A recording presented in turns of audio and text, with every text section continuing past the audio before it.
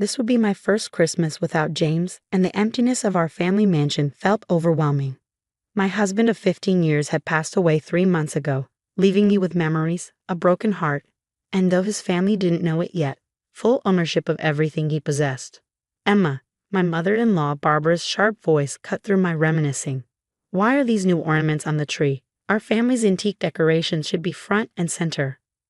I turned to face her, forcing a polite smile. I thought we could mix in some of the ornaments James and I collected over the years. He always loved. James isn't here anymore, she interrupted, her voice cold. It's time things returned to the way they should be. Barbara had moved in 2 weeks after the funeral, claiming she needed to help me manage the house.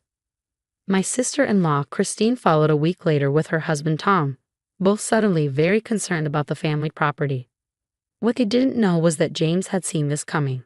They'll try to push you out, he'd warned me during his final days. They never thought you were good enough for me, never accepted that I chose love over their society matches. Promise me you'll be ready. I promise, though at the time I thought he was being paranoid. Now, watching Barbara rearrange the Christmas tree to her liking, I understood his concerns all too well. The doorbell rang, probably the caterers for tomorrow's Christmas Eve dinner. Instead, I found myself face to face with Victoria, James's ex-fiancée from 20 years ago. My stomach dropped. Victoria, Barbara rushed forward, embracing her. I'm so glad you could make it. I stood frozen in the doorway. Make it for what? Christine appeared, smirking. For Christmas Eve dinner, of course. Mother thought it would be nice to have a proper family gathering. Family, the word stung.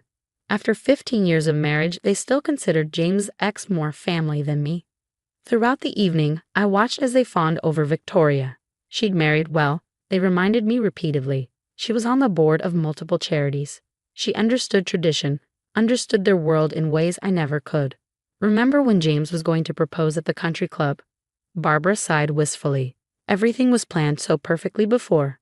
Well, before things changed. Before he met me, she meant. Before the son of old money fell for a scholarship student who valued love over social status. I excused myself to the kitchen, needing a moment alone. As I leaned against the counter, I heard their voices drifting in from the dining room. Poor James, Victoria's practiced sympathy carried clearly. Trapped in a marriage beneath his station. At least he's at peace now. The house feels wrong with her here, Christine added. All these common decorations, these middle-class touches. Mother, we have to do something. Already planned, dear, Barbara replied softly. The lawyers assure me that without a clear will, the property reverts to the family. We'll have her out by New Year's. I smiled despite myself. James had known exactly what they would do. Make them think they've won, he'd advised. Let them show their true colors. Then when the time is right. The next day, Christmas Eve, dawned bright and cold. Barbara spent the morning directing staff to prepare for the evening's party, while Christine and Victoria pored over old photo albums, loudly reminiscing about James's life before me. I stayed in the background, watching as more family friends arrived. Each new guest brought another pointed reminder that I didn't belong in their world. Around sunset, as the party was in full swing, Barbara clinked her glass for attention. Friends, family, she began, her voice carrying through the grand hall. This past year has been difficult for all of us. Losing James, she paused for effect, has left a void that can never be filled. But tonight, we begin the process of healing, of restoring things to their proper order. My heart pounded. This was it. Emma, she turned to me, her smile sharp as a knife. You've been accommodating during these past months, but now it's time for honesty. This house, this legacy, belongs to the Carter family. Surely you understand that you can't stay here. The room fell silent. Dozens of eyes turned to me, some pitying, most triumphant. Christine stepped forward, holding out an envelope. We've arranged for a modest apartment in town. Given your background, it should be more than adequate. I took the envelope without opening it. You need to leave tonight, Barbara continued. We've already had your things packed. Sure enough, I noticed several suitcases by the door. They planned this humiliation perfectly, throwing me out on Christmas Eve, in front of everyone who'd ever doubted my place in James's life. Now? I asked quietly. It's snowing outside.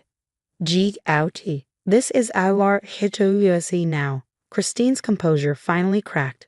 You never belonged here anyway. Victoria placed a comforting hand on Barbara's shoulder. It's for the best, really. James would have wanted the house restored to its proper family. I looked around the room, at the tree James and I had decorated together every year, at the photographs they'd already started taking down, at the life we built that they were so eager to erase. Very well, I said calmly, picking up my coat. I'll go. Finally, she shows sense, Barbara announced to the room. Don't worry about the legal details, dear. Our lawyers will be in touch after the holidays. I paused at the door, turning back one last time. Merry Christmas, I said softly. I'll see you all very soon. Their laughter followed me out into the snow. What they didn't know, what James had arranged so carefully before his death, was about to change everything. As I drove through the snowy streets to the 5-star hotel where I'd already reserved the presidential suite, I made 2 calls. First, to Marcus Chen, James's personal lawyer for the past decade. They did it, I told him, exactly as James predicted. On Christmas Eve, Marcus sounded disgusted. Perfect timing, actually. I'll file first thing on the 26th. The video cameras caught everything. Every word, I confirmed. The security system James had installed last year had worked perfectly. The second call was to Detective Sarah Martinez.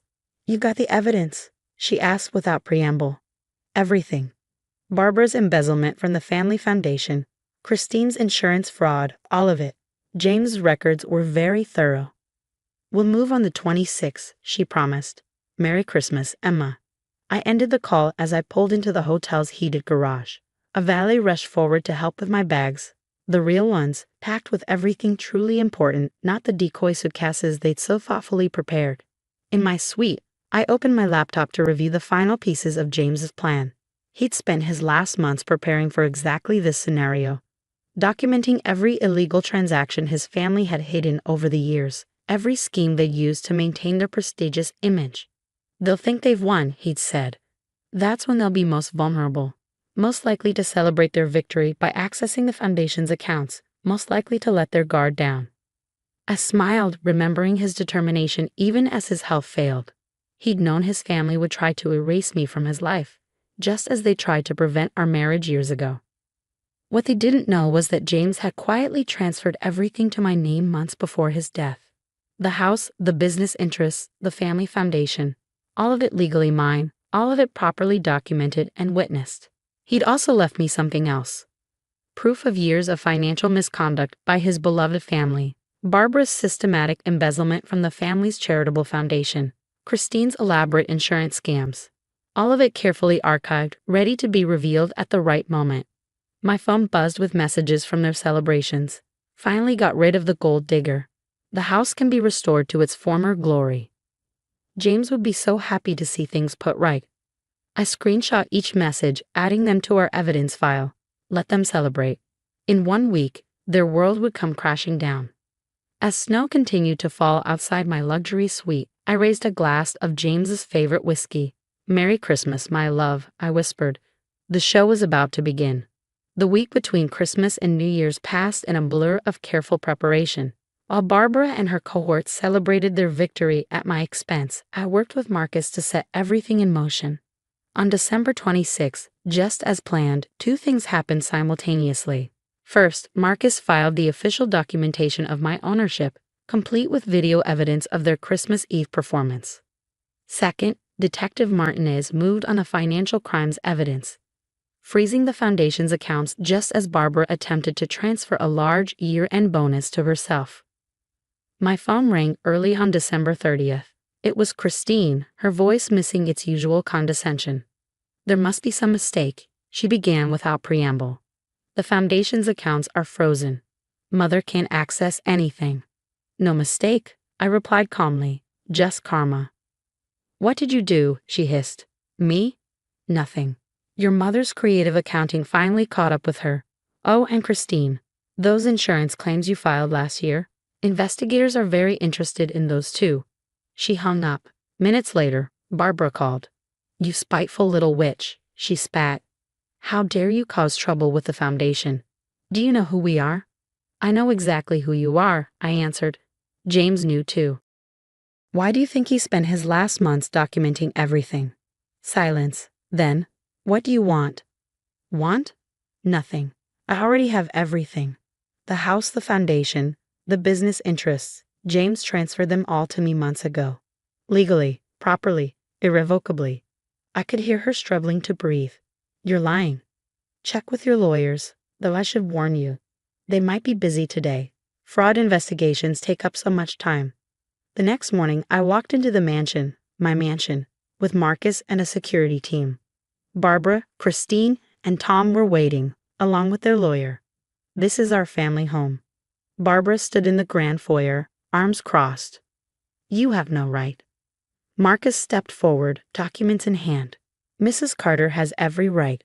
Full ownership was transferred to her by your son on June 15th, with multiple witnesses present. James would never. Christine protested. Actually, I interrupted. It was his idea. He knew exactly what you'd do after he was gone.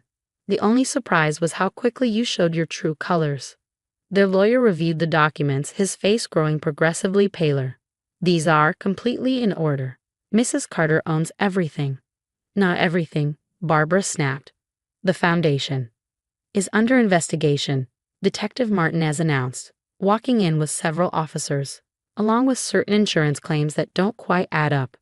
I watched as realization dawned on their faces. James hadn't just protected me, he gathered evidence of their crimes for years. Mrs. Barbara Carter, Martinez continued, we have a warrant for your arrest on charges of embezzlement and fraud. This is ridiculous. Barbara looked around wildly. Victoria, call Vincent. She meant Victoria's husband, a prominent judge. Victoria's not coming, I smiled. She's rather busy with her own legal troubles. Something about tax evasion. As the officers led Barbara away, Christine turned to me, tears streaming down her face. Please, she begged, you can't do this. We'll be ruined. Like you tried to ruin me? I asked quietly, throwing me out in the snow on Christmas Eve, packing my bags with old clothes while I wasn't looking. We were grieving. Tom protested. No, I corrected him, you were gloating. There's a difference. The security cameras caught everything. Every cruel word, every smirking celebration. Over the next few hours, I watched as they packed their real belongings, under supervision of course. The proud Carter family reduced to loading their designer luggage into hired cars. As they prepared to leave, Barbara turned back one last time. He was my son, she said brokenly. Yes, I agreed. And he spent his final months making sure you couldn't hurt me like you hurt him when he chose love over social status. After they left, I walked through the house, my house, remembering James's words during those final planning sessions. They never forgave me for choosing you, Kate said. Let them think they've won at first, then show them exactly why I fell in love with you, your strength, your intelligence, your ability to rise above their petty cruelty. The next few months brought waves of change. Barbara and Christine faced criminal charges. The society pages buzzed with scandal. Former friends scrambled to distance themselves. But something unexpected happened too. The foundation, under my leadership, actually began helping people instead of funding vanity projects. The business interests thrived without the burden of supporting Barbara's extravagant lifestyle. 1 year after that snowy Christmas Eve, I hosted a different kind of holiday party. The mansion was filled with people who worked for the foundation, beneficiaries of its programs, and friends who'd stood by me. The Christmas tree sparkled with a mix of antique ornaments and newer ones, each representing a memory or a hope for the future. James would have loved it. My phone buzzed with a news alert. Barbara and Christine had taken plea deals. They would avoid jail time but had to pay substantial fines and perform community service. Their society friends had already closed ranks against them. Later that evening, as the party wound down, I found a quiet moment in James's study. His photograph smiled down at me from above the fireplace. You were right, I told him softly, about everything. The next morning, I received an unexpected letter. It was from Victoria. I was wrong about you, she wrote. James chose better than any of us knew. The Foundation's new programs are actually making a difference. If you're willing, I'd like to help. I thought about it for a long time before replying. The adult literacy program needs volunteers. Tuesday evenings, don't be late. 2 years after being thrown out into the snow, I stood in the mansion's grand hall, watching as another Christmas tree was decorated. But this time, the ornaments told a different story of redemption. of justice, of turning pain into purpose. Barbara and Christine had moved to a small town in another state, their society connections and prestigious names now worthless. Tom had divorced Christine and remarried. Victoria, surprisingly, had become one of the foundation's most dedicated volunteers. The mansion that they tried to take from me had become a place of real charity and genuine warmth. The fortune they'd abused was now serving the community. The name they'd been so proud of now stood for something truly worthwhile. My phone buzzed with a message from Marcus. The last appeal was denied. It's really over. I smiled, touching the wedding ring I still wore. They never understood, did they, James? I whispered. You didn't just leave me your possessions. You left me your strength, your integrity, and the power to make things right. The snow was falling outside, just like that Christmas Eve 2 years ago. But this time, instead of being forced out into the cold, I was exactly where I belonged, carrying on James's true legacy, not the superficial one his family had clung to. They thought throwing me out of the house was their victory. Instead, it had been the beginning of their downfall and my greatest triumph. As I watched the snow fall, I remembered something James had told me near the end. The best revenge isn't just proving them wrong, love. It's using their cruelty as a stepping stone to create something better than they could have imagined. Looking around at what his home, our home, had become, I knew we'd done exactly that. And somewhere, I was sure, James was smiling.